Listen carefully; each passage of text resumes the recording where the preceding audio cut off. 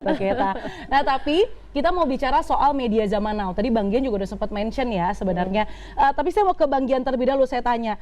Setuju nggak sih Bang Gian kalau sekarang semua orang tuh bisa jadi media, termasuk Anda misalnya stand up comedian? Sangat setuju sih, karena tapi menurutku ya itu berbahaya ya.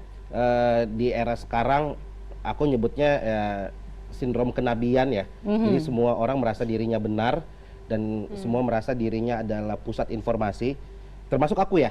Jadi nggak cuma influencer-influencer di luar sana, dan menurutku itu harus jadi autokritik kita sebagai influencer, bahwa terkadang kita tuh di titik yang sudah dipercaya daripada TV atau media-media atau jurnalis, dan itu cukup berbahaya. Tapi kalau ditanya ya benar, lebih ke influencer, lebih ke media sosial, lebih percaya itu daripada ke media TV. Tapi itu bahaya. Nah sebelum ke Aji, saya mungkin mau tanya ke Mbak Tina sama Mbak Lulu nih.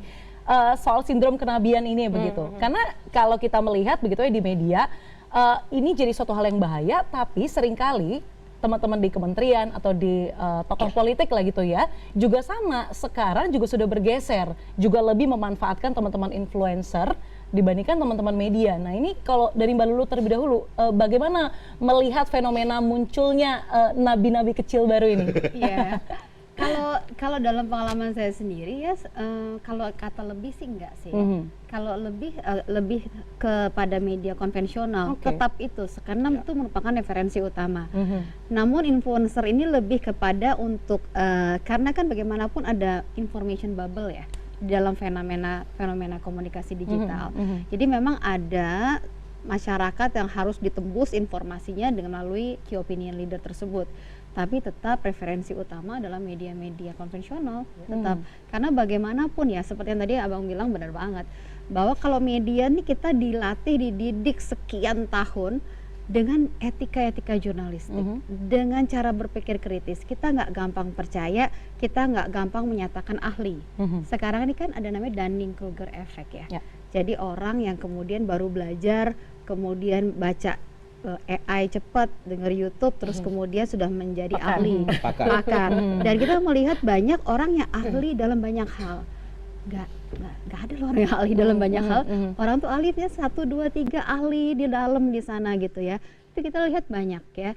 Ini yang kemudian memang benar kita harus hati-hati, dan menurut aku tetap referensi utama adalah media-media konvensional termasuk CNN. Oke, Mbak Tina merasa apakah kalau mungkin dari segi kementerian ataupun mungkin dari segi sekarang di kantor Wapres lah ya, mungkin kan ada isu-isu ya yang mungkin saja bisa kita katakan negatif lah soal tokoh utama di dalam kementerian ataupun di dalam kantor Mbak Tina begitu sekarang. Nah kemudian adanya nabi-nabi kecil ini, influencer kan mereka ibaratnya kalau etika itu tidak ada sebenarnya ya Mbak, nggak ada aturan-aturannya sebenarnya jika dibandingkan dengan media yang sudah ada etika jurnalistiknya. Kadang kan kesadaran diri aja, kayak misalnya Bang Gian sadar, oh ya influence gue ternyata banyak loh, banyak followers, jadi gue juga harus hati-hati. Nah Mbak Tina merasa apakah kementerian dan juga pemerintah yang sekarang ini jauh lebih percaya influencer? Pertama saya mesti apresiasi dulu Bang Gian. Bang Gian ini bukan jurnalis, bahkan nggak tahu nama pemretnya, grupnya Trans, tapi sangat menyadari bahwa media adalah referensi utama.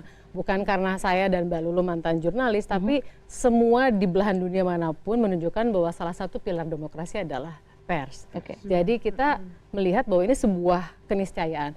Tapi keniscayaan yang lain juga adalah bahwa new media ini nggak bisa terhindarkan. Itu sudah muncul sekitar 2 dekade yang lalu. Nah, sekarang kita ada pada posisi kalau media punya power, kekuasaan. Tadi kan di awal Diana bilang juga ya bahwa ada orang yang naik turun karena media. Sama di new media juga begitu. Jadi kalau tadi dengan sindrom kenabian, saya melihatnya lebih kepada power. Jadi setiap kekuasaan itu berbanding lurus dengan dampaknya.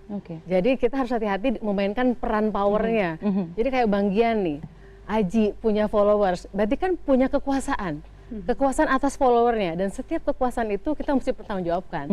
Nah makanya saya sangat senang gitu Bang Gian menyadari bahwa apa yang Bang Gian ucapkan, apa yang Bang Gian pilih, tindakan itu akan berpengaruh kepada yang mengikuti, termasuk media massa. Nah bedanya kalau jurnalis itu profesi, jadi ada bedanya profesi dan pekerjaan. Dokter, pengacara, jurnalis itu profesi. Apa sih bedanya profesi dan pekerjaan? Setiap profesi punya etika. Etika kedokteran, etika jurnalistik, etika sebagai advokat. Nah, kalau teman-teman influencer kebenaran belum ada etikanya. Jadi belum ada kode etik influencer, belum ada kode etik misalnya apa key opinion leaders. Sehingga jika ada kesalahan, jika ada kekurangan, belum tahu nih cara mengkoreksi seperti apa. Diana deh, pernah nggak salah liputan? Pasti pernah banget. Kita tuh ada kode etiknya banyak banget. Begitu salah kena teguran nggak? Betul. Berjenjang pula. Betul, Ya kan betul. ada Insight Politik di episode pertama kena somasi, Mbak. Jadi sudah khatam dengan hal seperti itu. Jadi ya. kan ada gatekeeping prosesnya.